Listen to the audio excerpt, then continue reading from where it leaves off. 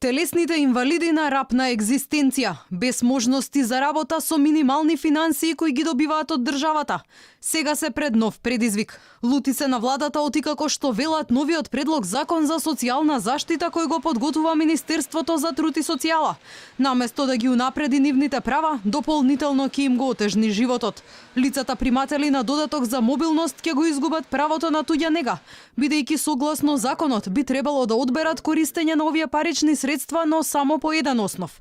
Алармираат дека ако законот помине во парламентот, над 50.000 лица со телесен инвалидитет ќе останат без паричната помош од 4.400 денари, која ја земале со години наназад.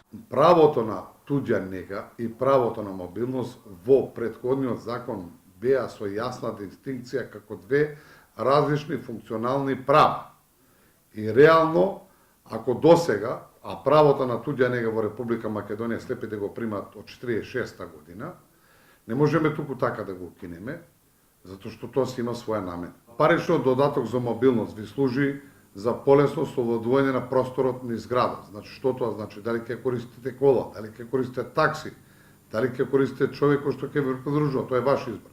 Овој другиот се однесува исклучиво на негата кој што вас како човек ви е потребна во однос на лична хигиена, во однос на други работи. Од Националниот совет за слепи алармираат дека владата ги дискриминира и кај правото на остварување на социјална пензија, бидејќи новиот предлог закон предвидува пензија за оние лица кои имале барем еден ден работен стаж. Слепите пак велат дека не го исполнуваат овој услов, бидејќи биле работонеспособни. Од ресорното министерство појаснуваат, предлог законот се уште е во подготовка.